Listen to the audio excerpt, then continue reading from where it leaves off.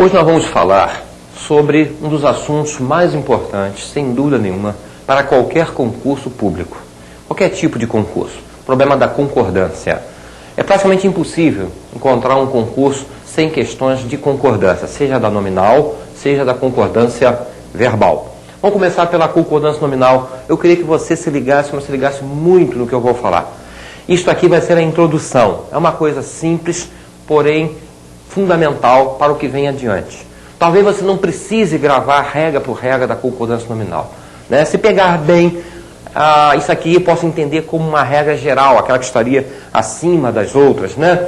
As outras seriam derivadas daí. Então observa bem como nós vamos conduzir aqui a nossa concordância nominal. Você tem a palavra aluno. A palavra aluno é um substantivo. Classe gramatical da palavra aluno, substantivo. O que é o substantivo? É a palavra que dá nome aos seres. Todas as coisas que existem, todos os seres de modo geral, sejam pessoas, sejam animais, sejam vegetais, os objetos, todos os seres, a gramática enquadra no grupo dos substantivos. Então, aluno, que é uma pessoa, é um substantivo. Está aqui o substantivo aluno. Aí eu coloquei na frente da palavra aluno o artigo o. Esse o que acompanha o substantivo aluno, o, a, uma, essas quatro palavras, né, nós conhecemos como artigo, né? Então isso aqui é uma classe gramatical chamada de artigo, que é uma palavra que está ligada então ao substantivo. Quando eu digo bom aluno, isso é tipo daquela coisa que você aprende desde pequenininho, né, e não esquece nunca. Quando a gente fala assim, a palavra que dá qualidade, dá estado, principalmente qualidade, né, a gente lembra logo, não lembra? Trata-se de um adjetivo. Então a palavra bom aqui, eu vou dizer, pequenininho aqui, que é um adjetivo da palavra aluno. Estaria qualificando a palavra aluno. A palavra primeiro, duvido que você não lembra disso. A palavra primeiro se refere a número, não é? Lembra o número 1. Número 1, eu posso falar 1, 2, 3, como eu posso falar primeiro, segundo, terceiro. Então a palavra primeiro aqui é uma classe gramatical conhecida como numeral. Numeral, né? Ali se referindo ao substantivo aluno. E finalmente, meu aluno, esse é talvez o mais importante de todos. Meu aluno, você vai lembrar logo que aquilo ali é um pronome possessivo, né? Só que antes de eu dizer que isso aqui é um pronome possessivo, eu quero mostrar uma coisa para você, das mais importantes, não apenas para concordância. Presta bastante atenção, se liga bem nisso, porque isso aqui vai ser útil para outros assuntos que virão. Quando eu digo meu aluno, o pronome possessivo meu está ligado a um substantivo. Poderia colocar numa frase, numa oração, dizer assim, meu aluno saiu cedo, né? Meu aluno saiu cedo. Se eu perguntar quem saiu cedo, eu vou dizer meu aluno, é o que em análise sintática a gente conhece como sujeito da oração, né? O sujeito e o predicado. Claro que a gente vai ver isso adiante com bastante calma, né? Então, meu aluno saiu cedo. Você nota que o pronome meu é um acompanhante, um simples acompanhante de quem? De um substantivo. Qualquer pronome, seja possessivo, seja indefinido, algum, nenhum, seja demonstrativo, este, esse, aquele, qualquer tipo de pronome da língua que aparecer acompanhando um substantivo, eu vou dizer que é um pronome adjetivo, tá bom? Pronome adjetivo é aquele pronome que na frase forma grupo com o substantivo.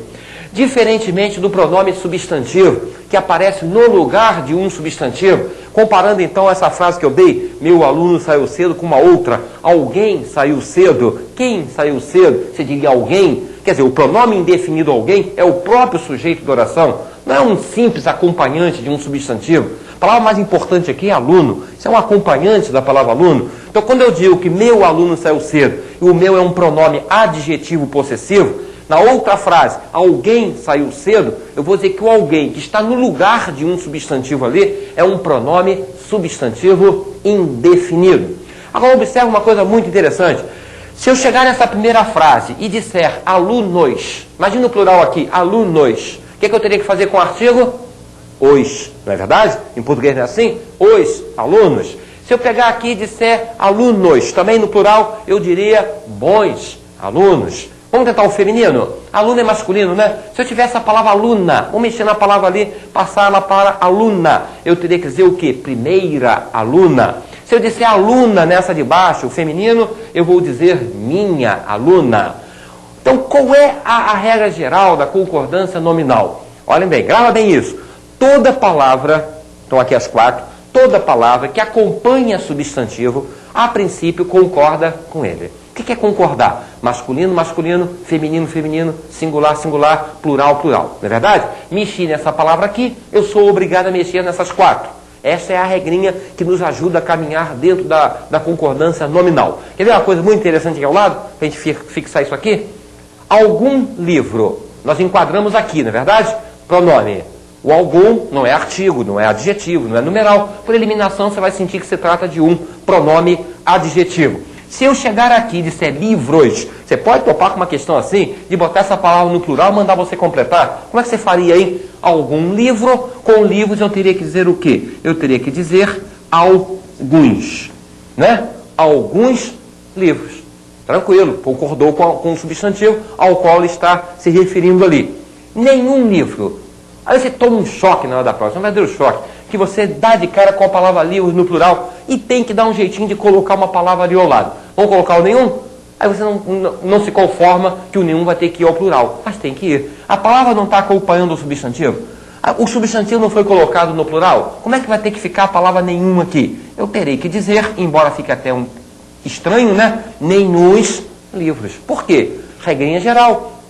Toda palavra que acompanha substantivo concorda com ele. Isso aqui evita que a gente relacione palavras, uma série de palavras. Sempre que você tiver esse relacionamento, você vai colocar a palavra no plural para acompanhar aquela palavra. Pode ser estranho, mas a palavra existe, é uma palavra variável. A palavra deve concordar com livros. Depois dessa introdução, nós vamos então mostrar as regras propriamente ditas da nossa concordância nominal. Primeiro caso, aparece quando você tem 2 substantivos e vai usar em relação a eles um único adjetivo. Soldado e enfermeira, eu digo corajosos. Por quê? Porque eu tenho aqui uma palavra masculina, que é soldado, eu tenho a palavra enfermeira, que é feminina, e o adjetivo está sendo usado ali no masculino plural. Por que isso? Porque há a predominância do gênero masculino sobre o gênero feminino. Da mesma forma que eu digo, quando eu me refiro a uma plateia em que haja homens e mulheres, eu digo meus amigos, eu não digo minhas amigas. Eu sou obrigado a botar o masculino. Então aqui o adjetivo deve ficar no masculino plural. Se eu tivesse 2 homens, soldado e marinheiro, eu diria corajosos também. Se eu tivesse 2 mulheres, professora e enfermeira, como é que você diria? Claro, corajosas, que aí seriam 2 mulheres. Mas se eu misturar, vai prevalecer o gênero masculino, eu vou ter que dizer corajosos. Essa concordância recebe o nome de concordância gramatical ou lógica, ou ainda rígida. Gramatical, lógica ou rígida. Mas eu tenho uma outra possibilidade de construção. Soldado e enfermeira, eu posso dizer apenas corajosa. O que está ocorrendo aqui? Você nota que essa palavra está concordando somente com a palavra enfermeira, né? Soldado e enfermeira, corajosa. Quando eu faço isso, eu tenho a chamada concordância atrativa, muitíssimo cobrada em concursos públicos. Talvez seja a regra que mais aparece nos concursos públicos, o problema da concordância, ora gramatical, ora atrativa. Então, o primeiro caso, muito importante, você tem que estudar direitinho e ter sempre em mente. 2 palavras importantes na língua, alerta e menos. 2 palavras que as gramáticas dizem ser palavras invariáveis. Tá? O alerta aparece numa frase desse tipo. Eles ficaram alerta e não eles ficaram alertas. Eles ficaram alerta, você tem a palavra alerta, aparentemente um adjetivo, mas é melhor classificá-lo seguindo a corrente geral, como realmente um advérbio, em que aparece então como palavra invariável. Eles ficaram alerta. Tinha menos cultura. A palavra menos, não é à toa que a gente está estudando a parte, né? A palavra menos, embora esteja na frente da palavra cultura, ela não vai concordar com a palavra cultura, porque a palavra menos não possui a forma feminina. Isto é que é importante a gente saber. Não existe em português menas. Então não tentem concordar essa palavra com a palavra que segue, que seria até o mais lógico, vamos dizer assim. Mas essa palavra não possui a forma feminina. Portanto, está certo dizer tinha menos cultura e nunca menos cultura, que é uma tendência popular, diga-se de passagem. Muitas pessoas estão realmente pronunciando dessa maneira. eu voltar um pouquinho para o alerta. Ó, eu disse que o alerta é uma palavra invariável, né? Da mesma forma que a palavra menos, que não tem a forma feminina. O alerta não tem a forma do plural, né? Quando a gente afirma isso, vamos tomar um pouquinho de cuidado. Eu sei que os livros dizem isso e de repente param ali e acabam confundindo um pouquinho a cabeça das pessoas. Quando se diz que uma palavra é invariável, ela não tem plural, por exemplo, né? Nós não podemos esquecer que se ela for substantivada, isso aqui tudo morre, né? Toda palavra que se tornar substantivo torna-se automaticamente uma palavra variável, desde que a forma comporte a flexão de plural. Claro que se eu disser o alerta com o artigo o, a palavra alerta passa a ser um substantivo. Então eu teria que dizer o alerta, os alertas. Faço esse aviso para que você não tope com a palavra alerta no plural, antecedido de artigo, e achar que então que está errado, que o alerta é invariável. Ele é invariável na sua função normal, junto do verbo. Não no caso de haver uma substantivação.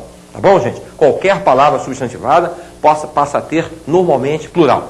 Tinha menos cultura, então, nós vimos também que seria da mesma forma que alerta uma palavra invariável. Notaram que aqui eu deixei em branco, né? Eu deixei ali os pontinhos, que eu gostaria de que você desse uma paradinha para você pensar que é um caso realmente dos mais importantes. Eu gostaria que você tivesse segurança nisso, tá? Aí eu vou colocar a palavra bastante aqui. Nosso terceiro caso, emprego da palavra bastante. E aqui, eles chegaram pontinhos cansados. Há uma tendência enorme das pessoas, o estudante brasileiro acha que aprende português decorando. Isso a gente tem que tirar da cabeça das pessoas. Não se aprende português apenas decorando. Obviamente, tem muita coisa para decorar, porque é língua. Qualquer língua você vai ter que decorar uma série de coisas. Né? Vocabulário, significado, regrinhas disso, regrinhas daquilo, tudo bem. Mas você precisa também entender certas coisas. Você pega uma gramática qualquer, vai pesquisar o que é a palavra bastante, você vai encontrar o bastante, o muito, o mais, o menos, palavras desse tipo, na relação dos advérbios de intensidade, não é verdade? Aí você decora aquilo, bota aquele negócio na cabeça, aleatoriamente, sem raciocínio nenhum, e acaba se atropelando numa determinada questão de prova. Vamos ver a coisa de outra maneira? Lembra do exemplo anterior, né, da introdução? O aluno, meu aluno, o que eu falei? Toda palavra que acompanha o substantivo deve concordar com ele. Vamos para cá então? Vamos aplicar aquilo? Tenho pontinhos amigos. Amigos não são pessoas. Isso aqui não é um substantivo. Eu não estou colocando uma palavra na frente de um substantivo. Então qual será o certo, hein? Para você será o quê? Bastante ou bastantes? Você vai lembrar. Está acompanhando o substantivo? Vai ter que concordar com ele. Aí eu completaria aqui assim, ó. Bastantes. Tá? Bastantes. Esta palavra bastantes é um advérbio? De jeito nenhum. Advérbio não acompanha substantivo. Quais são as 4 classes que nós vimos que acompanham substantivos? O artigo, está aí na fita um pouquinho antes. O artigo, o numeral, né? O caso da palavra primeiro, o adjetivo e qualquer pronome chamado pronome adjetivo. Ora, como essa palavra aqui está acompanhando um substantivo, não pode ser advérbio. Essa palavra tem que ser uma daquelas 4. Vamos situá-la? Isso aqui seria um pronome adjetivo indefinido.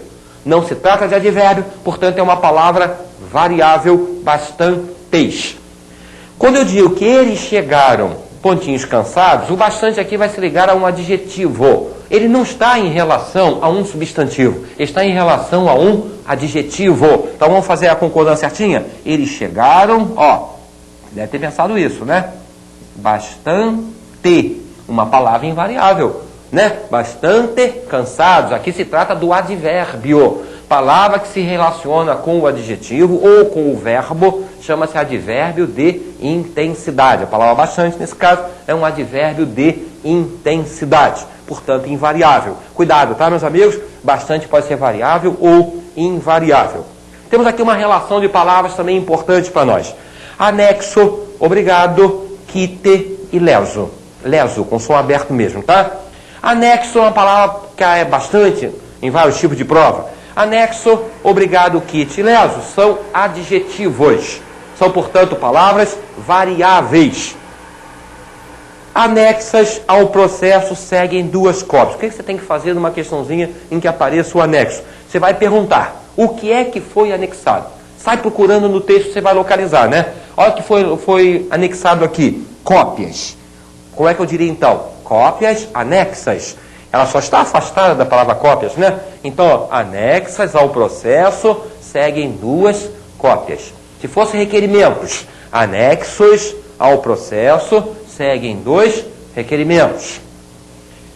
A expressão em anexo é uma expressão invariável na língua. Quer dizer, a palavra anexo ali, nessa expressão, não pode flexionar. Em anexo ao processo, seguem 2 cópias. Se tirar a preposição em, o anexo automaticamente vai concordar com a palavra cópias.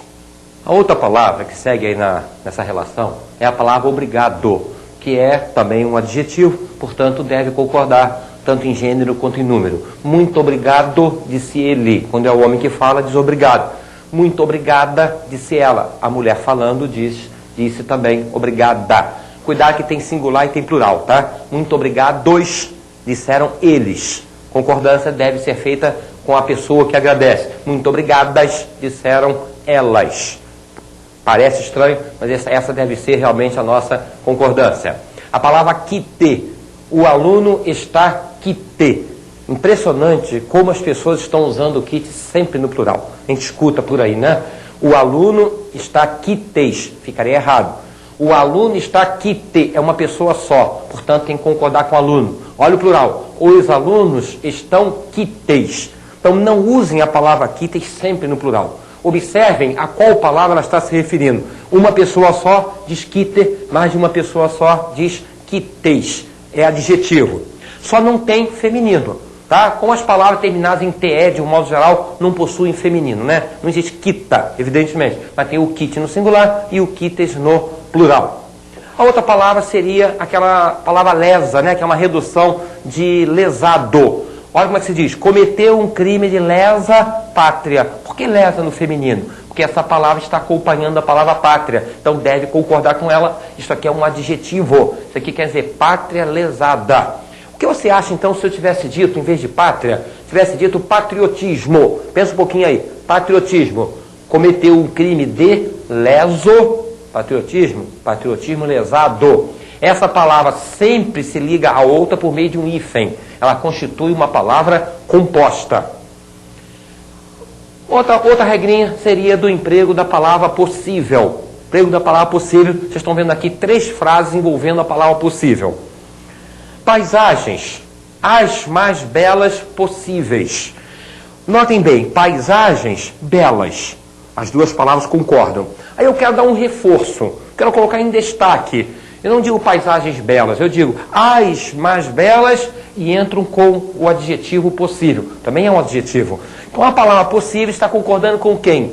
Eu já sublinhei de propósito. Está aqui, as e possíveis. Então, antes do mais, aparecendo os ou as, você vai botar o possível no plural.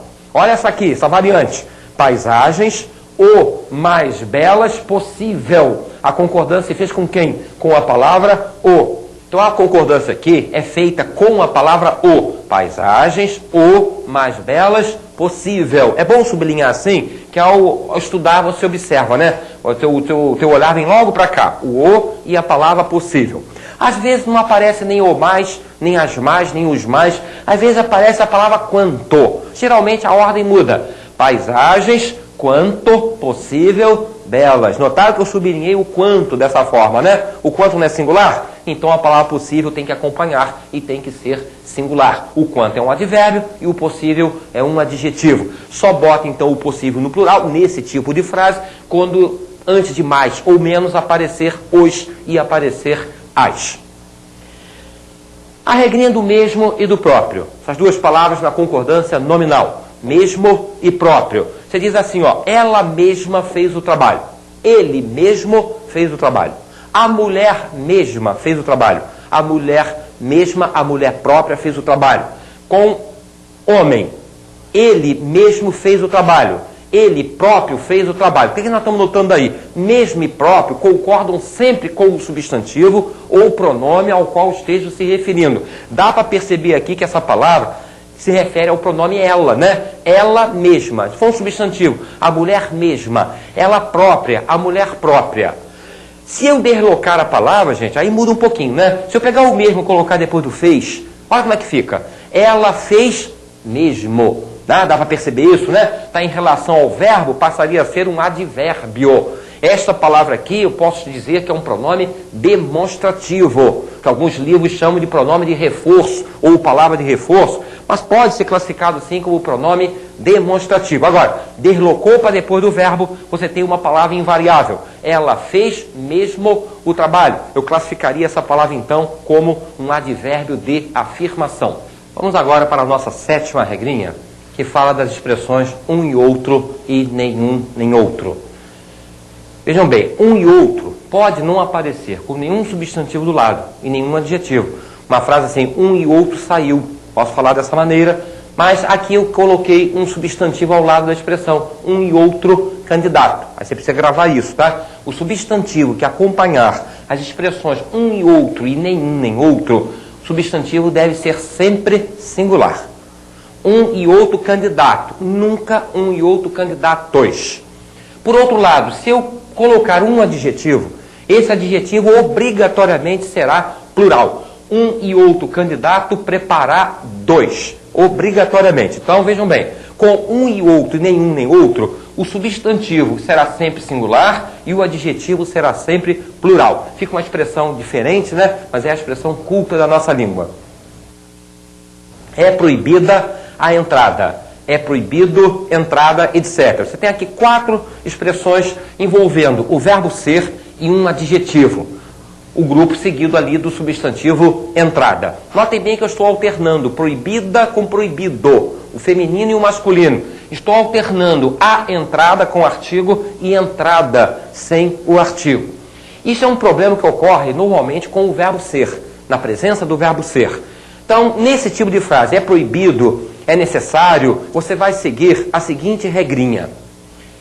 A palavra proibida é o adjetivo. Notem bem, está no feminino, não está? Ela está concordando com a palavra entrada. Por que isso foi possível? Porque eu cheguei nesse tipo de frase e usei o substantivo com artigo. Então a chave ali do problema é o substantivo estar acompanhado ou não do artigo. Se eu digo a entrada, eu sou obrigado a pegar o adjetivo proibido e colocá-lo no feminino para concordar com o substantivo entrada. Essa frase está perfeita. É proibida a entrada. Então vamos colocar aqui que essa frase estaria perfeita, um C de certo, não é isso?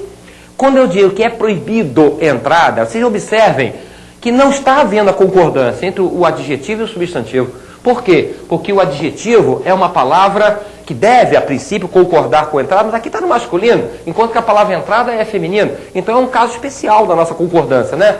Por que isso ocorreu? Porque eu não usei com a palavra entrada o artigo definido. Eu botei sem o artigo, como é que eu devo dizer? É proibido entrada. Essa frase, gente, também se encontra perfeita. É proibida entrada, eu fiz a concordância, olha só, o adjetivo está no feminino e a palavra entrada é feminina. Mas eu poderia ter concordado? Dá para deduzir, não dá? Pelo que eu falei nos 2 outros casos, no momento que eu não encontrei o artigo, eu não posso pensar em botar o adjetivo no feminino. Então essa frase, você diria o quê? Que essa frase está errada, um ezinho aí para errado, né? Por outro lado, é proibido a entrada, que é a frase que tem a preferência de todo, praticamente por aí, né? Você vê em tabuletas constantemente esse tipo de frase. É proibido a entrada. Então não posso fazer isso, porque no momento que eu usei o artigo definido a, eu não posso deixar a palavra no masculino. Eu teria que pegar esse adjetivo e concordá-lo com a entrada. Como eu não fiz isso, masculino, feminino, apesar do artigo, essa frase eu também vou considerar errada. Outra frase, numa outra ordem, que vem em algumas gramáticas, seria o seguinte: ginástica é bom. Certíssimo, né? Eu não posso falar ginástica é boa, eu não disse a ginástica. Agora, a ginástica é boa. Ou então, ginástica é bom. O emprego da palavra só. A palavra só, quando significar somente, é uma palavra invariável. A palavra só, significando sozinha, é uma palavra variável, vai poder ir ao plural. Então faça assim, ó. Eles estavam... Aí você troca. Eles estavam sozinhos. Muito fácil, né? Eles estavam sozinhos. Já que eu falo sozinhos, eu boto a palavra só no plural. Eles estavam sós. Só eles faltaram. Aí não dá para falar sozinhos mais.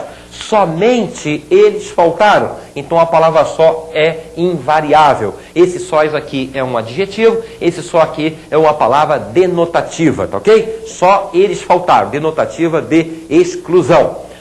Observação, a sós é uma expressão invariável. O que isso quer dizer? Se aparecer a preposição a, o sós tem que ser sempre plural, mesmo que se refira a uma pessoa só. Isso aqui é diferente, né? Você fala assim, ele ficou a sós, uma pessoa só. Ele ficou a sós. Ou então, eles ficaram a sós, tanto faz. O a sós vai ser sempre dessa maneira. Não se pode dizer a só. Então, a sós se refere tanto a uma pessoa como a mais de uma pessoa. Vamos falar agora da expressão tal qual. Vocês vão achar diferente isso. Ele era tal qual o primo. Faz-se uma comparação entre ele e o primo. Você observa bem o seguinte, a palavra tal dessa expressão vai concordar com o primeiro membro da comparação. A palavra qual vai concordar com o segundo membro da comparação. Essa frase ninguém erraria, está muito simples, né? Quando a gente bota um dos dois no plural, ocorre o seguinte, ó, eles eram tais, você é obrigado a concordar com eles, né? Eles eram tais qual o primo. Fica muito diferente, muito estranho, nós sabemos, é pouco usado até dessa maneira, né? Mas essa palavra tem que concordar com o primo. E essa palavra aqui tem que concordar com eles. Daí ficou dessa maneira a concordância. Olha aqui agora, ele era tal, concordando com ele. Ele era tal, quais os primos, o quais concordando com a palavra primos. E ainda pode aparecer com os dois no plural. Eles eram tais, quais os primos. Portanto, a expressão tal qual é uma expressão variável quando aparece nesse tipo de frase, estabelecendo uma comparação entre dois seres distintos dentro da frase, né? Aqui no caso ele e o primo. Problema da palavra meio. Você diz, comeu meia maçã. Aí você lembra da nossa regrinha geral. Isso aqui acompanha um substantivo feminino, né? Isso aqui é um numeral. A palavra meio é uma palavra variável, gente. Então, comeu meia maçã, comeu meio melão, né? Masculino, masculino, feminino, feminino. Isso aqui é um numeral. Numeral significa metade. Ela chegou meio confusa. Agora nós vamos mexer numa casa de marimbondos. Quer ver só? Ela chegou meio confusa. Esta palavra é um advérbio de intensidade, está ligado ao adjetivo confusa. É, portanto, a princípio, uma palavra o quê? Invariável. Só que alguns gramáticos admitem, bons gramáticos admitem, a flexão do feminino. Ela chegou meia confusa. Normalmente a pessoa sai da escola, né? Sai da escola com a ideia de que o meio advérbio não pode variar como qualquer advérbio da língua. Só que para o caso específico do meio acompanhando um adjetivo, alguns gramáticos admitem essa concordância. Meia confusa. Olha o que eu estou colocando em parênteses. É hoje em dia considerado um caso polêmico da língua portuguesa. O pessoal não se entende aí. Uns dizem que pode, outros dizem que não pode. Se você for fazer um dia um concurso e aparecer isso aqui, ela chegou meia confusa, o que eu peço a você, que você não se precipite, para sair dizendo logo que está errado. Aí, às vezes aparece na letra A da questão, aí você crava como estando errado, né? Meia confusa, nada disso, não. Não se precipita, não. Caiu meia confusa, lê as outras alternativas, tá ok? Faça por eliminação. De repente você vai encontrar uma frase lá adiante que é flagrantemente errada, então você deduz que esta palavra, a banca do concurso teria considerado correta. Então ela pode aparecer flexionada ou não. Vai depender das outras alternativas. Não esqueça nunca isso. Todo. A outra palavra especial que a gente está analisando, ela voltou toda molhada. A palavra toda aqui está acompanhando um adjetivo, não está? Toda molhada? Lembra exatamente o caso anterior, não lembra? E com certeza você não estranhou isso aqui. Toda molhada está perfeita a frase. Toda molhada é uma frase perfeita. Gente, a palavra todo, na frente de um adjetivo, deve ser analisada como advérbio. Eu diria para vocês que é talvez o único advérbio da língua que realmente é variável. Pode ir ao feminino. Por quê? Porque o meio é discutível. Há quem garanta que aquilo ali está errado, né? Mas no caso do todo, ele pode concordar, sim, com o adjetivo que ele acompanha. Só tem uma coisa. Só considerem advérbio o todo que estiver acompanhando um adjetivo. É na frente do adjetivo. Se deslocar, pode mudar tudo. Né? Na frente do adjetivo, nós vamos dizer que se trata de um advérbio de intensidade. E por ser advérbio de intensidade, olha só, ela voltou todo molhada. Ela voltou todo molhada, tá? Poderia ser invariável. Até pouco usado, a tendência hoje é flexionar o advérbio, né? Então essas duas frases aqui estão perfeitas. Toda molhada ou, embora seja um pouco estranho, todo molhado, quer dizer, totalmente molhada. Chegou o Todo-Poderoso, chegou a Todo-Poderosa. Por que eu estou dando esse exemplo? Porque a expressão Todo-Poderoso, entra com uma observação aí, né? A expressão Todo-Poderoso tem naquela palavra todo um elemento invariável, tá bom? O Todo-Poderoso, que é uma expressão que tem hífen, olha o tracinho ali, tem hífen. Nessa expressão, o todo não pode flexionar, hein? O Todo-Poderoso, a Todo-Poderosa. Os Todo-Poderosos, as Todo-Poderosas. Não confundam com esse caso aqui, em que nós temos duas palavras distintas. E a gente vai finalizar essa parte de concordância nominal falando do plural das cores. Você tem assim, ó, camisas é um substantivo feminino plural. O adjetivo cinzento, que eu coloco ali na frente, juntinho da palavra camisas, tem que concordar com o seu substantivo, né? Camisas cinzentas, camisas brancas, camisas amarelas, o adjetivo concorda com o substantivo.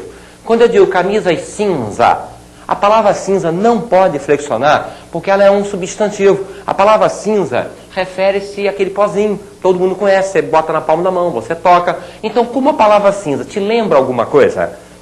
Lembra logo de algo chamado cinza? Isso aqui é nome de uma determinada coisa, né? Trata-se de um substantivo. Nesse caso, a cor é invariável. É assim que se faz, tá? Você lembra de alguma coisa? Aquilo te remete para alguma coisa? Então, a cor é uma palavra invariável. Camisas abóbora, camisas gelo, camisas rosa, camisas laranja, não é isso? Na cor composta, vamos agir da seguinte maneira. Camisas verde claras. O adjetivo verde claro está qualificando a palavra camisas. É formado por dois adjetivos. Vamos fazer o seguinte, seja qual for a situação, a primeira palavra você não vai botar nunca no plural, tá bom? Verde, tanto aqui como aqui, tem que ser no singular. Camisas verde. Olha a segunda palavra, claras, não é um adjetivo? Então vai seguir essa regrinha aqui de cima. Claras, que é o adjetivo, vai concordar com a palavra camisas. Daí eu dizer camisas verde claras. Claras concordando com camisas. Aqui embaixo eu tenho camisas verde garrafa. Por que a concordância é assim? Porque verde é a primeira palavra, não pode flexionar. Garrafa, te lembra alguma coisa? Lembra, há um objeto chamado garrafa. Como isso aqui, que vai dar tonalidade, né? Se refere a um determinado objeto, é um substantivo. Se é substantivo, é um elemento invariável, o composto fica invariável.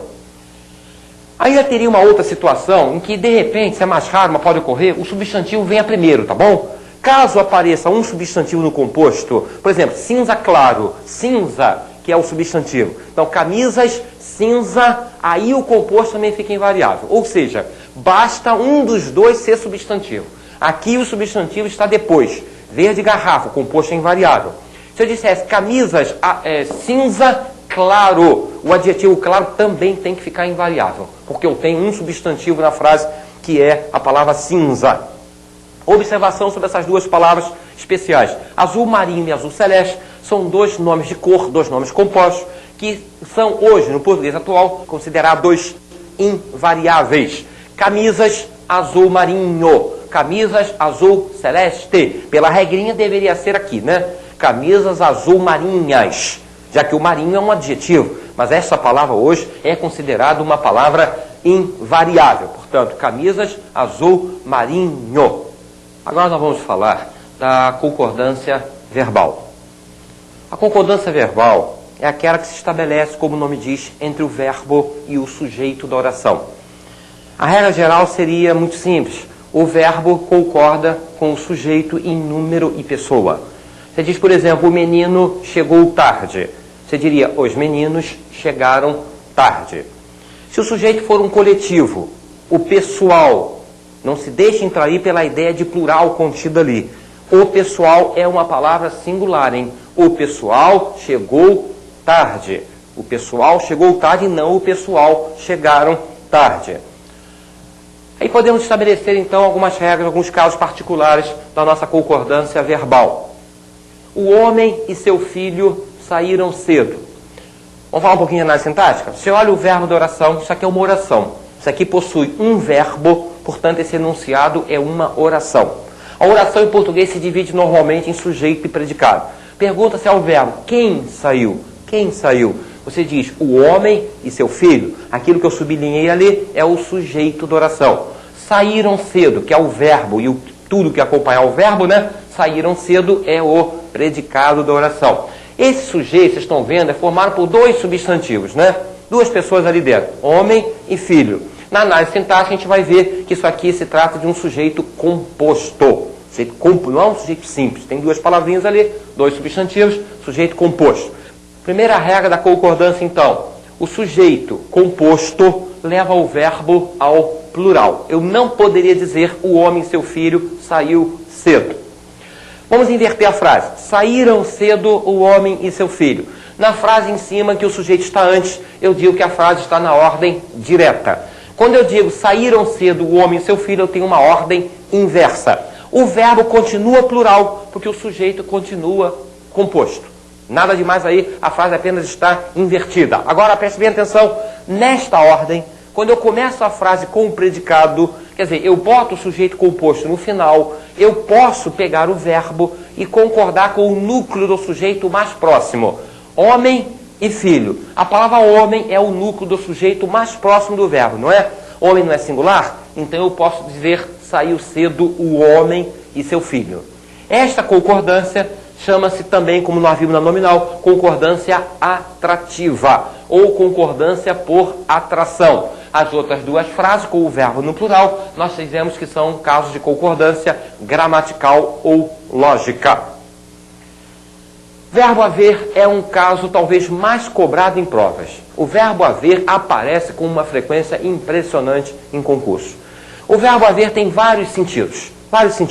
Só nos interessa aqui um determinado sentido dele, que é o verbo haver significando existir. Quando eu digo havia muitos erros, eu posso automaticamente trocá-lo pelo verbo existir. Havia muitos erros, existiam muitos erros. Observe, o verbo haver significando existir não admite plural. Podem botar isso na cabeça, que isso aí é muito importante para vocês. O verbo haver, quando você puder trocar por existir, não vai ao plural. Eu não posso dizer haviam muitos erros. Disse nesse caso que o verbo é um verbo impessoal. O verbo haver aqui não tem sujeito, é chamado verbo impessoal. Muitos erros é considerado objeto direto, quer dizer, complemento do verbo haver. E o verbo não concorda com o objeto direto, o verbo concorda com o seu sujeito. No caso do existir, vocês estão vendo que apesar de serem sinônimos, o existir tem plural normalmente. Muitos erros está no plural, então coloquem o existir no plural, tá? Porque muitos erros é considerado o sujeito do verbo existir. Existem muitos erros. Nessas duas frases que seguem, eu coloquei o verbo haver numa locução verbal. O que é isso? A união de um verbo que aparece primeiro, que nós vamos chamar de verbo auxiliar, e de um verbo que é sempre o último, que nós vamos chamar de verbo principal. É aquele que tem a ideia global, a ideia maior do composto, né? A ideia central do composto estaria ali contida no verbo principal. Deve haver muitos erros. Olha como é que ficou o auxiliar do verbo haver. Não é o verbo haver, ele não é o principal. Então, se ele não admite plural, como eu falei agora há pouco, ele também não vai deixar o auxiliar dele ir ao plural. Não esqueçam isso. Seria errado, devem haver muitos erros. Porque eu estaria concordando a locução verbal, deve haver, eu estaria concordando com muitos erros. Mas muitos erros é o objeto direto ali. Então, o auxiliar do verbo haver, quando ele significa existir, também tem que ficar no singular. Olha só que interessante, botamos o existir, o que ocorreu, hein? Devem existir muitos erros. Por quê? Porque o existir sendo o verbo principal, ele permite plural, então nós vamos dizer devem no plural. Devem existir muitos erros. Vamos gravar assim? O haver não tem plural e o existir tem plural. O verbo fazer, quando dá uma ideia de tempo decorrido, ou até tempo meteorológico, né? Mas geralmente dá essa ideia do tempo decorrido, nesse tipo de frase, já faz 2 anos que não viajou. Não digam nunca, já fazem 2 anos que não viajam. Nesse tipo de frase, em que o verbo fazer está seguido de uma oração começada pelo que, né? Podia até estar subentendido aquela oração. O verbo fazer aqui, nós dizemos que indica tempo decorrido. E o verbo fazer nessas condições também é verbo impessoal, tá bom? É um verbo que não tem sujeito, portanto, 2 anos é o objeto direto, é o complemento do verbo fazer. O verbo fazer tem que permanecer no singular. Olha o que eu fiz aqui, botei o auxiliar, como eu fiz ali em cima, né? Já deve fazer 2 anos que não viaja. Portanto, eu não poderia dizer também, já devem fazer 2 anos. Fica errado botar o auxiliar dele no plural. Mantém o auxiliar dele sempre no singular. Vamos falar agora da palavra ser na concordância verbal. Um caso bastante delicado, pede uma série de coisinhas que a gente tem que analisar com muito carinho. Observem aqui, vende-se uma casa. Esse tipo de frase. A palavra ser, nesse tipo de frase, significa alguém, ou dá para ser trocada por alguém. Vejam bem, alguém vende uma casa e eu não sei quem é. Quando isso acontece, a palavra ser ou é partícula apassivadora, também chamado pronome apassivador, ou símbolo ou índice de indeterminação do sujeito. Então isso é o mais importante de início, né? Você tenta trocar a palavra ser por alguém, né? Da mesma maneira como eu fiz. Alguém vende uma casa e eu não sei quem é. Muito bem. Para classificar o ser, para ver um possível problema de concordância, nós temos que saber qual é a predicação desse verbo, que é um assunto que veremos adiante numa outra fita. Vamos adiantar um pouquinho então? Há verbos que pedem complementos, né? Se eu falar assim, ele comprou, eu não posso parar. Ele comprou, alguém vai querer saber o que ele comprou? Porque quem compra, compra alguma coisa. Ele comprou um carro. Esse um carro aí é chamado em análise sintática de objeto direto, o complemento do verbo comprar. Então o verbo comprar se diz um verbo transitivo direto. Há verbos que pedem complemento com preposição. Ele precisa, alguém pergunta, mas ele precisa de quê? Ele precisa de ajuda. O de ajuda seria um objeto indireto. E o verbo precisar, um verbo transitivo indireto. A gente precisa dessa noção para estabelecer a concordância envolvendo a palavra ser. Vamos para cá então. Vende-se uma casa. Quem vende, vende alguma coisa. Façam sempre assim. Quem vende, vende alguma coisa. Procurem. Cadê a coisa vendida? Uma casa. A princípio, seria objeto direto. Da mesma forma, seria que eu dissesse assim, ó, eu já vendi minha casa. Minha casa seria o objeto direto, né? Porque o verbo é transitivo direto. Acontece que quando a gente usa a palavra ser, significando alguém, o que era objeto direto passa a ser considerado o sujeito da oração. Essa frase é sinônima dessa outra aqui. Uma casa é vendida, em que nitidamente uma casa aparece como o sujeito da oração. Então vamos dizer também que uma casa ali é o sujeito da oração. As duas frases estão na voz passiva. Esta passiva com a palavra ser, nós chamamos de passiva pronominal. Pronominal ou sintética. E essa com o verbo ser e o particípio, nós vamos chamar de passiva verbal ou analítica. Pois bem, a palavra ser, nesse caso, se chama então partícula passivadora ou pronome apassivador. Então, já sabendo isso tudo, sabendo que isso aqui é o sujeito, vamos imaginar essa frase no plural? Aí você pensa um pouquinho e responde para você mesmo. Pontinhos, casas. Qual será o certo? Vende-se casas ou vendem-se casas? Você deve ter visto o seguinte, casas é o sujeito. Eu coloquei uma casa e coloquei no plural, né? Então, vende-se ou vendem-se casas? O verbo não tem que concordar com o seu sujeito? Então você acertou se você pensou em dizer vendem-se casas. Ó, vendem-se casas, no plural. A partícula passivadora, casas é o sujeito, você tem que estabelecer a concordância entre os dois. Vamos tentar isso com gosta-se de frutas? Você pergunta, não, antes de mais nada, ó, alguém gosta de frutas e eu não sei quem é. Então esse ser pode ser uma partícula passivadora, ou talvez um símbolo de determinação do sujeito. Aí o que nós fazemos? Perguntamos ao verbo. Quem gosta, gosta de alguma coisa. Procura. Cadê? Tá lá, de frutas, né? Aí eu vou afirmar uma coisa para vocês que vocês têm que saber sempre. Não pode esquecer isso nunca. Tá vendo isso aqui? Uma preposição, não é? De. Não está introduzindo esse termo? De frutas. Vamos gravar uma coisa? Sujeito não é termo preposicionado. Tá bom? Se ele for introduzido por uma preposição, isso aqui pode ser qualquer coisa, menos o sujeito da oração.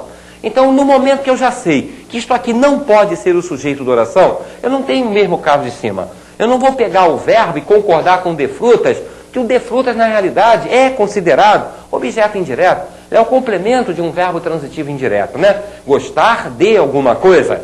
Notem bem, o verbo tem que permanecer na terceira pessoa do singular E o pronome ser nós vamos classificar de símbolo ou índice de indeterminação do sujeito. E o sujeito desta oração realmente se diz sujeito indeterminado. Para a gente comparar então, reforçando isso que eu falei, consertam-se sapatos, tá certo? Por quê? Porque quem conserta, conserta alguma coisa. Verbo transitivo direto, olha aqui, a coisa consertada, sapatos. Seria objeto direto, né? Mas como eu botei o ser, eu vou classificar sapatos como o sujeito da oração. O ser, uma partícula apassivadora. Então o que eu vou ter que fazer? Vou ter que concordar o verbo com o seu sujeito. Consertam-se sapatos. Fala-se em modificações. Tá certa a frase? Tá certa, porque você fala em.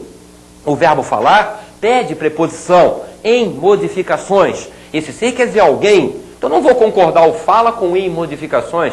Nós acabamos de ver, se é introduzido por uma preposição, aquilo ali não pode ser o sujeito da oração. Não é verdade?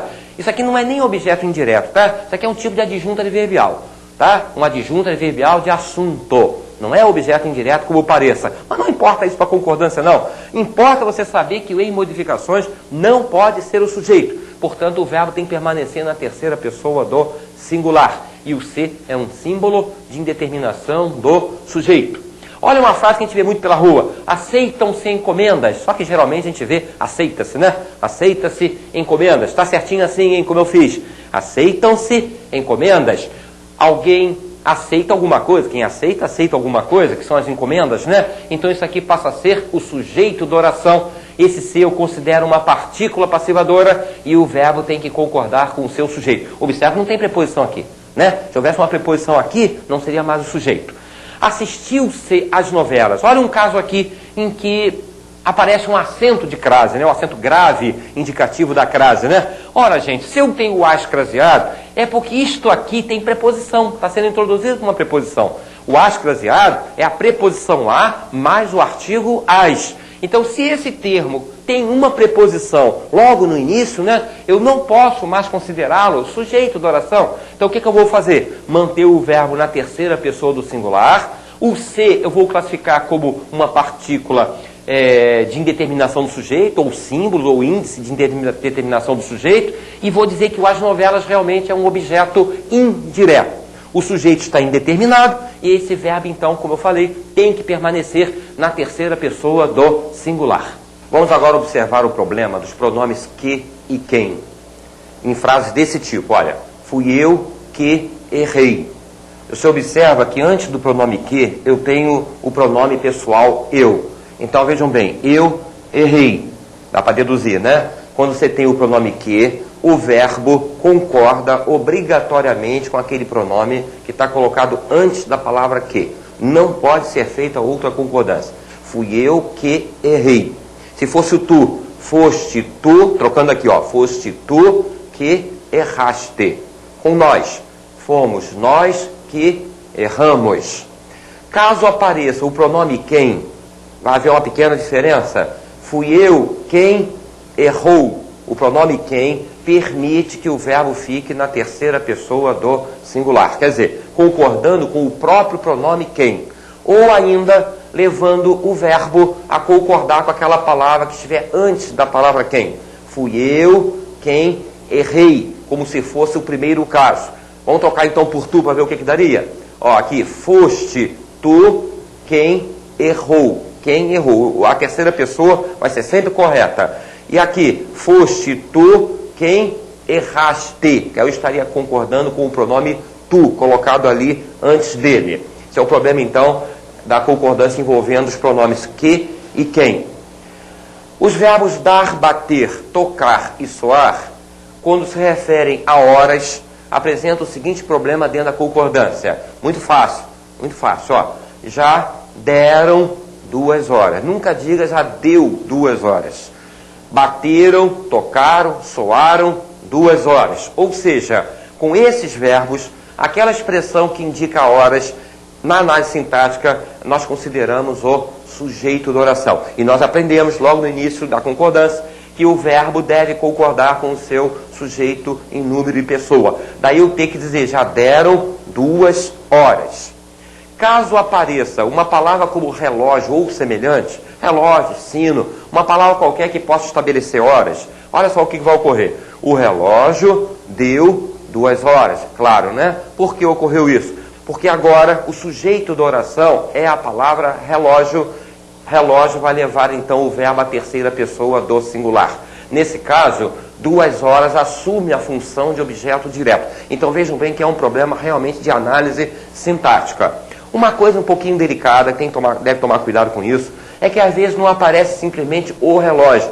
Pode aparecer numa frase, no relógio. Ora, se eu digo no relógio, eu tenho na realidade um adjunto adverbial, porque este termo aqui, como nós já vimos antes, está introduzido por uma preposição em mais o, né? Deu a palavra no, em mais o, portanto eu tenho a preposição em aqui. No momento que eu tenho uma preposição, isso aqui não pode mais ser o sujeito da oração. É o que nós vimos anteriormente. Então quando eu digo no relógio, com a preposição em, o verbo automaticamente volta a concordar com a palavra horas, porque isto aqui volta a ser o sujeito da oração. Aqui era o objeto direto e aqui volta a ser o sujeito. Daí eu tenho que dizer no relógio deram 2 horas. Erradíssimo, portanto, seria no relógio deu 2 horas. Aqui eu poderia ter colocado uma vírgula se quisesse.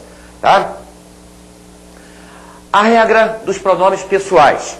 Eu, tu e ele. Você sabe que nós temos a primeira pessoa gramatical, que é a pessoa que fala, representada pelo pronome eu. A segunda pessoa gramatical é aquela pessoa com quem se fala, representada pelo pronome pessoal tu. E a terceira pessoa gramatical, que é aquela de quem se fala, representada pelo pronome ele. Quando eu junto os três, nós temos o seguinte, ó, eu, tu e ele iremos à praia. Obrigatoriamente assim, né? Iremos à praia. Por que iremos? Porque se eu digo eu, tu e ele, eu estou incluído, isto aqui equivale a nós. Fácil a beça de perceber, né? Ó, eu, tu e ele é a mesma coisa que nós. Daí eu dizer iremos à praia. Não há outra possibilidade de concordância. Então, pode também falar da seguinte maneira. A primeira pessoa gramatical predomina sobre as outras, sobre a segunda e sobre a terceira. O plural de eu é nós. Daí eu dizer então iremos, nós iremos. Se eu excluir o pronome eu, tu e ele, ficar apenas esses dois, tu e ele, eu vou dizer como? Ireis, ou seja, vós ireis. Por quê? Porque a segunda pessoa passaria a predominar sobre a terceira. O plural de tu é vós. Daí eu escrever vós ireis à praia. Só que aqui, talvez por causa do pouco uso do pronome vós, atualmente no Brasil, é admissível que você coloque o verbo na terceira pessoa do plural. O que nos deixa até um pouquinho aliviado, vamos reconhecer, né? Porque a gente tem alguma dificuldade de usar o pronome vós. O pronome vós parece que torna assim, a linguagem um pouco formal. Então você pode sim usar a terceira pessoa do plural. Tu e ele irão à praia. Tu e ele ireis à praia, tu e ele irão à praia. Ambas são consideradas corretas. Só uma observaçãozinha ligeira antes de nós passarmos para a 8ª regra. Não esqueça que isso aqui é um sujeito composto. Nós vimos no iníciozinho do ponto que quando você tem um sujeito composto e você faz a inversão da frase, pode haver uma concordância atrativa. Se porventura eu pegar o verbo ir no futuro e colocar antes, por exemplo, nessa primeira frase aqui, eu poderia concordar só com essa palavra. Vamos experimentar? Ó, eu poderia dizer iremos à praia, eu, tu e ele, mas também poderia dizer irei à praia, eu, tu e ele. Seria a perfeita frase que eu estaria concordando por atração com o pronome eu. Vamos observar agora um caso bastante delicado que com certeza já enganou muita gente. Tome bastante cuidado com isso aqui. Olha, Os Lusíadas, essa palavra aí, é um nome de um livro. Dá para ver lá, foram escritos por Camões, né? É o nome de um livro, portanto, é uma coisa só, é uma unidade. A tendência da pessoa é, nesse tipo de frase, colocar o verbo no singular. A pessoa pensa assim, é uma coisa só, é um livro só. Então eu devo dizer, Os Lusíadas foi escrito por Camões. Realmente, praticamente todo mundo pensa assim. Vamos tomar bastante cuidado, repito, hein? Olha, o nome do livro, Os Lusíadas, apresenta o artigo os. Quando o nome de um livro, um nome próprio de um modo geral, apresenta o artigo plural, o verbo deve ser levado ao plural. Fica uma concordância estranha, diferente, a qual talvez você não esteja acostumado. Os Lusíadas foram escritos, o verbo aqui está no plural, para concordar com o artigo. Não diga de jeito nenhum Os Lusíadas foi escrito por Camões. Você vê isso com nomes de lugar também, né? Países, estados, etc. Por exemplo, Estados Unidos, né? Em português a gente usa com artigo, os Estados Unidos. Como é que eu deveria dizer? Como é que a gente vê sempre escrito, por exemplo, nos jornais? Os Estados Unidos jogaram com a França, não é? E é um país só, é uma unidade também, é uma unidade política. Mas como o nome Estados Unidos é sempre acompanhado do artigo, eu vou fazer a concordância com o artigo. Os Estados Unidos jogaram com a França. Os Lusíadas foram escritos por Camões. Pode ser que a palavra não tenha o artigo. Por exemplo, Minas Gerais, né, que é um nome próprio, o nome de um estado brasileiro, mas que não é usada normalmente com o artigo. Eu diria então o que, gente? Minas Gerais é um grande estado brasileiro. Tá? Porque Minas Gerais é plural, mas não está acompanhado do seu artigo, portanto eu não vou fazer a concordância no plural. Prevalece a ideia da unidade que existe ali. Trata-se de um estado apenas. Minas Gerais é um grande estado brasileiro. Vocês devem conhecer que há uma forma um pouco mais antiga, paralela, que às vezes a gente encontra por aí. As Minas Gerais. E o que a gente vai fazer então se aparecer as? O que você acha? Pensa só um pouquinho, ó. Se eu dissesse as Minas Gerais, você diria o quê? As Minas Gerais são um grande estado brasileiro. Perfeito? Vamos dizer que agora eu construa a frase dessa maneira. O livro Os Lusíadas foi escrito por Camões. O que eu tenho agora? O sujeito da oração é o livro. Daí eu dizer, o livro foi escrito por Camões. A palavra Os Lusíadas ali, você está observando aqui, atua na análise sintática, então, como aposto da palavra livro. Não fique impressionado, não. Eu sei que a maioria das pessoas acha que o aposto é aquele termo que aparece entre vírgulas. Não é verdade? Existe muito caso de aposto que não vai aparecer entre vírgulas, e existem casos de expressões que aparecem entre vírgulas e nem por isso são considerados como aposto da oração. Perfeito? Então, ó, o livro Os Lusíadas, esse aposto é muito especial, ele dá o nome do livro. Sempre que você tiver uma palavra ou expressão que der o nome daquela que está antes, você vai considerar aquilo um tipo de aposto, chamado aposto apelativo ou aposto especificativo. E a concordância, evidentemente, deve ser feita apenas com o sujeito da oração. Daí eu dizer, foi escrito. Nesta frase, eu tenho o sujeito, Os Lusíadas, e aparece o verbo ser. É problema do verbo ser, tá? Os Lusíadas é um livro famoso. O que eu estou fazendo aqui? Eu não estou concordando aquilo ali com o sujeito, Os Lusíadas. O verbo aqui, singular, e o sujeito, o predicativo, né? Aquela ali é o predicativo, já que está depois do verbo ser, isso é o predicativo do sujeito. O verbo ser ficou no singular. Por que isso?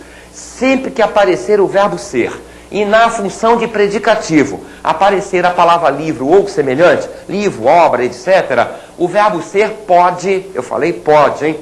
Pode concordar com o predicativo. É o único verbo da língua que pode concordar com o predicativo. Os Lusíadas é um livro famoso. Também seria correto seguir a regra geral e levar o verbo ao plural para concordar com esse artigo, tá bom? Os Lusíadas são um livro famoso. Também fica correto. Os Lusíadas é um livro famoso ou Os Lusíadas são um livro famoso. Uma outra coisinha importante, voltando para cá, gente. Ó, Os Lusíadas foram escritos por Camões. Vocês vão encontrar alguns autores, alguns livros, né, por aí, que dizem que você pode falar Os Lusíadas foi escrito por estar oculta a palavra livro. Isso não é propriamente a norma culta da língua, isso é proposta de vários autores novos que preferem essa classificação, mas se você vai fazer um concurso público, é preferível ficar com essa concordância, sempre, tá? A concordância é melhor dentro da língua portuguesa, para efeito de uma prova, para um concurso público, deve ser feita com o artigo. Outro caso aqui para a gente analisar é quando você tem a expressão mais de um, mais de dois, mais de três, etc, tá? Ó, mais de um, apareceu esta palavra aqui, mais de um menino correu. Mais de um correu. A expressão mais de um leva normalmente o verbo ao singular. Se eu disser mais de dois, mais de três, daí por diante, a concordância vai ser também com esse numeral, né? Mais de dois meninos correram. Impossível pensar ali no verbo correu no singular. Agora um caso especial do mais de um, ó. Apesar de eu ter mais de um, eu estou colocando esse verbo aqui no plural. Por quê? Pensa um pouquinho e me diga aí. Ó, mais de um atleta se agrediram. Perceberam que aqui eu tenho, pelo sentido da frase, uma ideia de ação mútua, uma ação recíproca, um praticando a ação sobre o outro e vice-versa?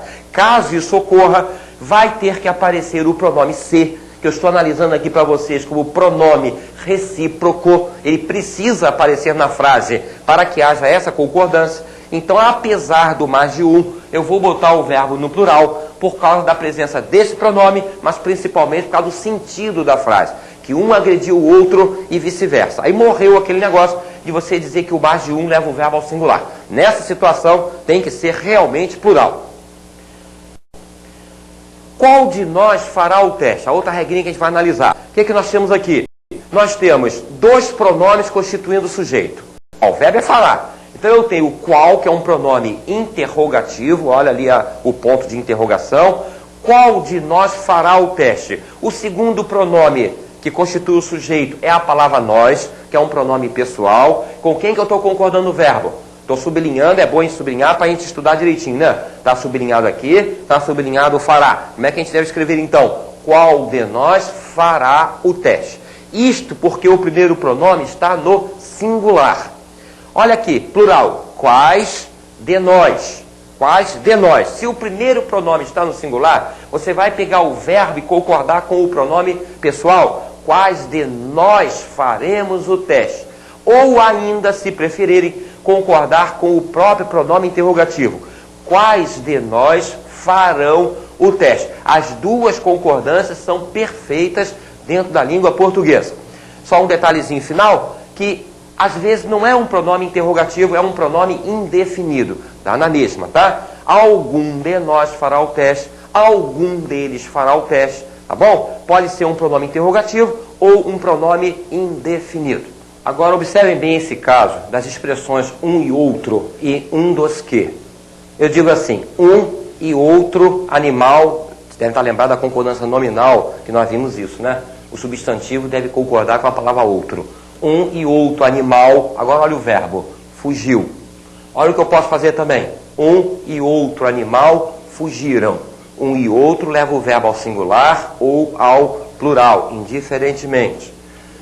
Outra expressão, era um dos que, olha aí, um dos que. Aparecendo um dos que, você também pode botar o verbo no singular ou no plural. Era um dos que mais falava, era um dos que mais falavam, indiferentemente. Voltando um pouquinho aqui para o um e outro, às vezes aparece ou, um ou outro animal. Nesse caso, a palavra ou dá uma ideia de exclusão. Sendo assim, a expressão um ou outro, que não é a mesma coisa, isto aqui, vai pedir o verbo apenas no singular, tá bom? Seria então a frase com um ou outro, ó. Um ou outro animal fugiu, apenas fugiu, no singular. Quando eu tenho um e outro, é que eu posso botar o verbo no singular ou no plural. Essa regrinha aqui, uma expressão muito conhecida nossa, a gente fala muito, né? Provavelmente muitos de vocês já tiveram dúvida ao falar uma frase desse tipo, ou ao escrever uma frase desse tipo. A maioria das pessoas aplaudiu, concordando com maioria. A maioria das pessoas aplaudiram, concordando com a palavra pessoas. Quando você tiver, então, uma expressão do tipo, a maioria de, olhem bem, a maior parte de, grande parte de e semelhante, seguidos de uma palavra no plural, tem que haver essa palavra no plural, você pode botar o verbo no singular ou no plural. Então, digamos que não seja pessoas, a maioria da turma. Pensa um pouquinho aí, como é que você faria? A maioria da turma aplaudiu ou aplaudiram? Não tem nada no plural ali. Eu tenho maioria e aqui eu teria nessa nova frase a palavra turma. As duas seriam singular, não é? Então como é que ficaria? A maioria da turma aplaudiu. Em hipótese alguma, a maioria da turma aplaudiram. Eu tenho que ter esta palavra, que é um tipo de coletivo, né? Seguida de uma palavra no plural, para que eu possa colocar as duas concordâncias, ou no singular ou no plural. Problema do verbo ser. Vamos analisar alguns casos do verbo ser que é um verbo bastante complicado na nossa língua, em concordância e em outras coisas. Primeiro caso do verbo ser indicando tempo, horas, datas. Olha só como é que se diz: já são 2 horas. O verbo ser concorda com o número de horas. Mais precisamente, concorda com o numeral que aparecer logo depois dele. Já são 2 horas. Já é 1 hora. Porque eu poderia ter minuto, né? Já são 2 minutos para as 4. Então vai ter que concordar com aquele 2 que apareceu primeiro. O verbo ser concorda com o numeral que aparece logo depois dele. Geralmente esse numeral vai estar indicando horas. 1 hora então seria já é 1 hora. Meio-dia, que é singular, já é meio-dia. Tem que haver uma palavra plural, que é o numeral 2, né, 2 em diante, para que eu diga então são. Olha o verbo indicando data, né? Ó, hoje são 3 de maio. Não diga nunca, hoje é 3 de maio. O verbo ser deve concordar com o número de horas.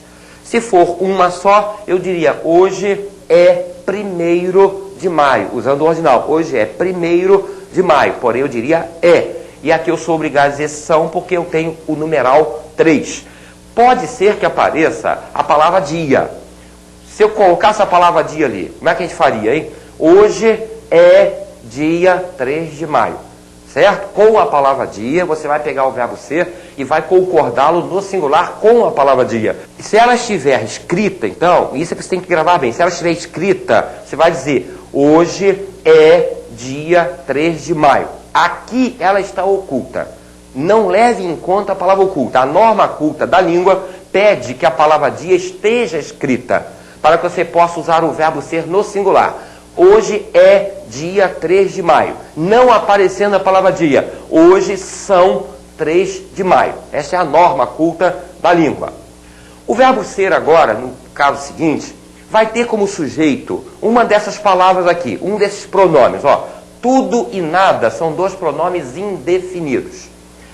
Isto, isso, aquilo e o, esse o aqui do finalzinho, é sinônimo de aquilo. Então, esses 4, isto, isso, aquilo e o, são pronomes demonstrativos. Falaremos sobre isso em ponto de classes gramaticais. Falaremos melhor sobre isso. Mas essas palavras têm, então, essa classe gramatical. Olha como é que fica o verbo ser. Tudo, que atua como sujeito, tudo são flores. Com quem que o verbo ser está concordando? Com o sujeito? Não, o sujeito é singular, né? Ele está concordando com o seu predicativo. São flores. É até a concordância mais usada hoje em dia. Mas você pode também, se quiser, pegar o verbo ser e concordá-lo com o sujeito.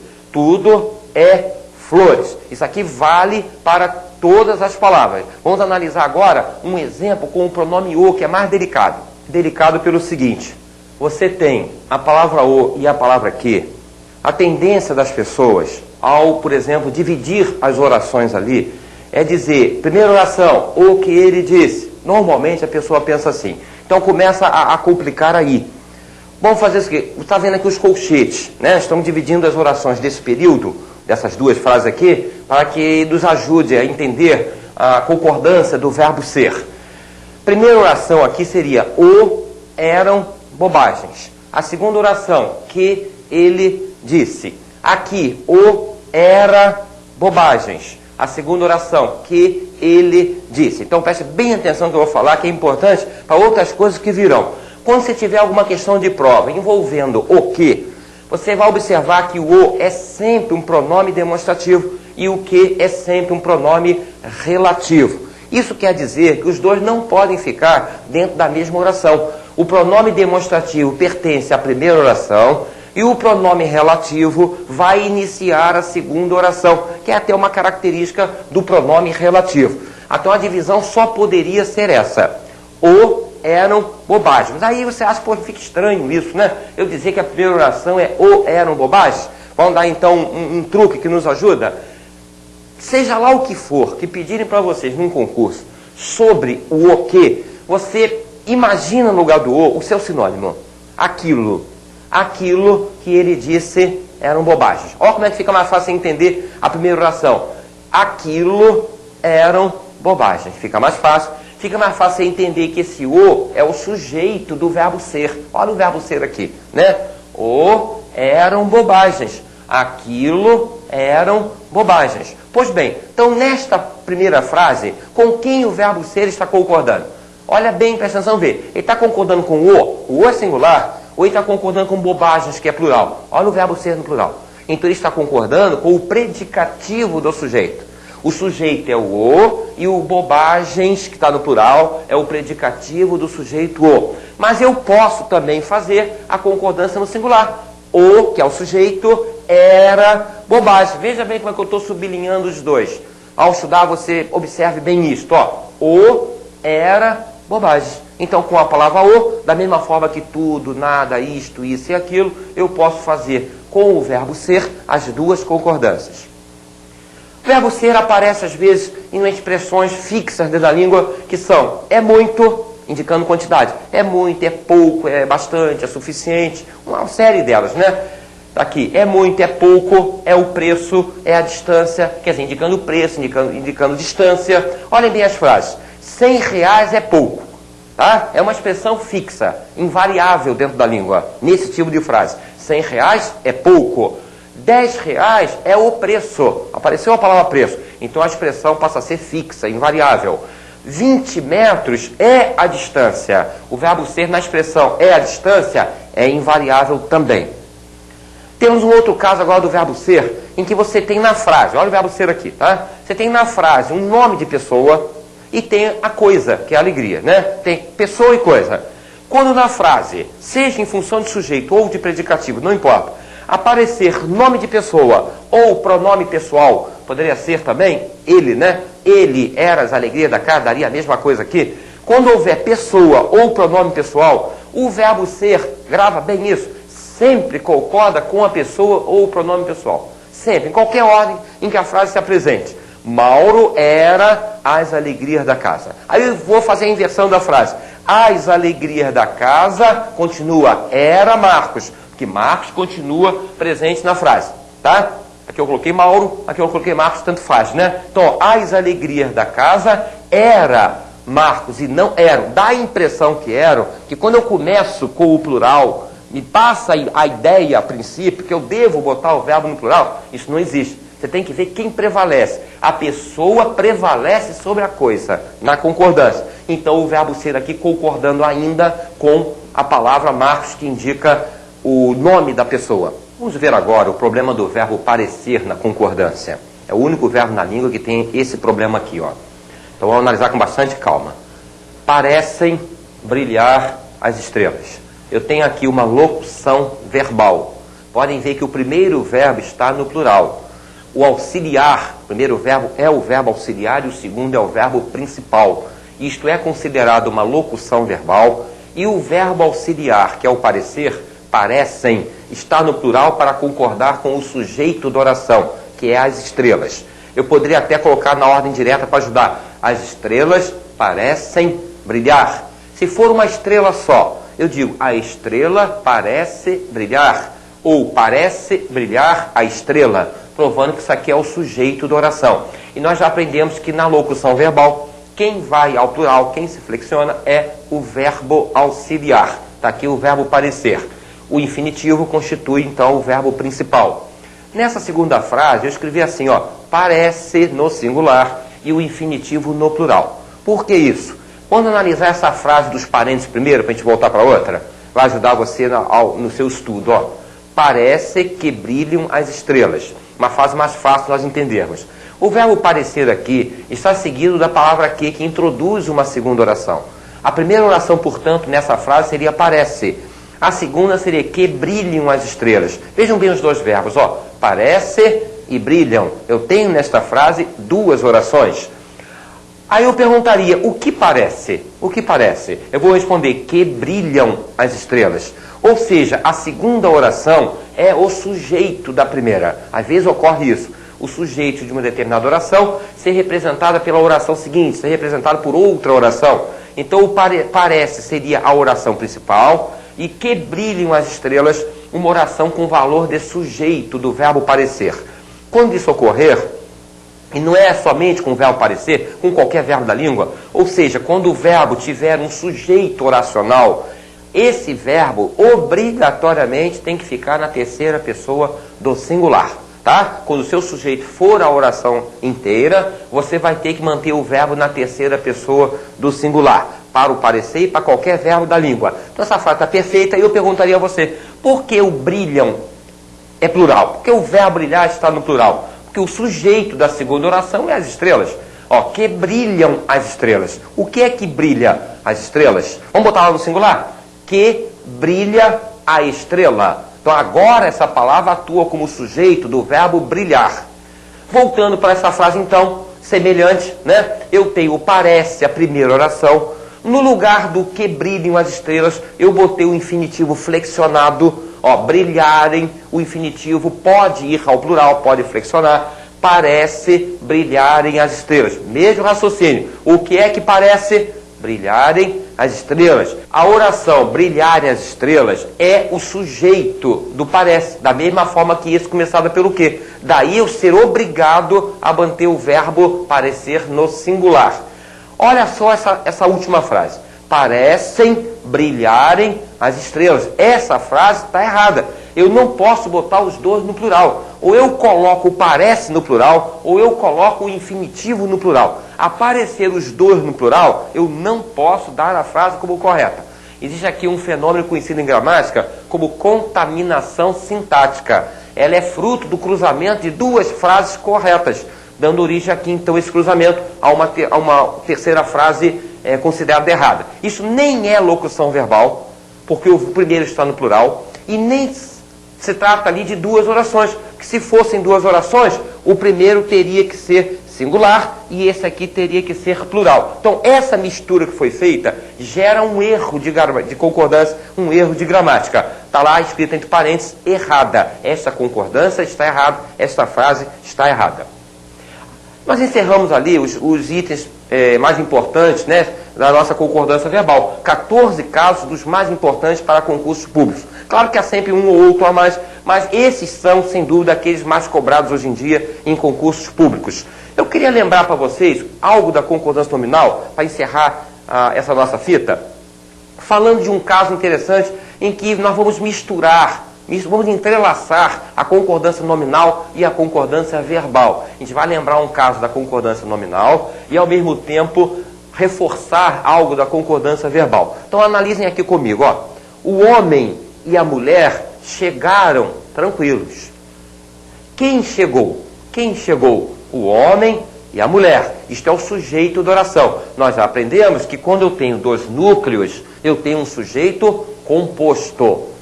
Aí eu digo, chegaram. Lógico, o verbo tem que ser plural quando se tratar de sujeito composto. Isso é regra da língua. Aí apareceu a palavra tranquilos, que é um adjetivo, né? Por que eu digo tranquilos? Aí eu vou cair na concordância nominal. Masculino plural. Por quê, hein? Porque essa palavra está se referindo a um masculino e a um feminino. Como eu tenho o masculino presente, eu vou dizer masculino plural ali. Tranquilos. Vamos inverter a frase. Ó, chegaram tranquilos, veio para cá. Chegaram tranquilos o homem e a mulher. Ó, continua sublinhado aqui. Isso aqui continua o sujeito da oração, não é verdade? Continua composto, o verbo continua no plural. Eu apenas inverti a frase de cima. Agora, olha o que ocorre quando eu pego o verbo, a concordância verbal me permite fazer isso, e concordo com o núcleo mais próximo. Ó, chegou o homem e a mulher, eu sou obrigado a botar o adjetivo também no masculino singular. Manter o adjetivo no singular. Ó, chegou tranquilo o homem e a mulher. Ou seja, gente, nós estamos concordando as duas palavras com o primeiro núcleo do sujeito. Não poderia ser de outra forma. Se eu botar o verbo no singular para concordar por atração com a palavra homem, eu sou obrigado a manter o adjetivo no singular. Ou seja, o adjetivo acompanha. Quem é que determina, então, realmente esse tipo de concordância? É o verbo, né? O verbo no singular, o adjetivo acompanha. Notem bem, se eu inverter aqui, vamos imaginar aqui, a mulher e o homem, tá? A mulher e o homem. O que eu diria aqui, ó? Pensa um pouquinho e me responde. Ó, chegou tranquila, não é verdade? A mulher pertinho aqui, né? Chegou tranquila, a mulher e o homem. Ou seja, dá para deduzir, eu teria duas concordâncias atrativas. A concordância verbal atrativa, como nós já estudamos, e a concordância nominal atrativa, coisa que nós também já estudamos. Vamos analisar agora essas três frases para a gente reforçar essa ideia que acabamos de passar para vocês. Não é exatamente a mesma coisa, porque eu não tenho aqui, como você vai ver, sujeito composto. Vamos ver se você percebe direitinho aonde eu quero chegar. Ó, mandei anexos o documento e a cópia. Vamos analisar essa frase toda? Você tem o verbo mandei. Com essa terminação aqui, eu posso ter certeza que o sujeito da oração é eu.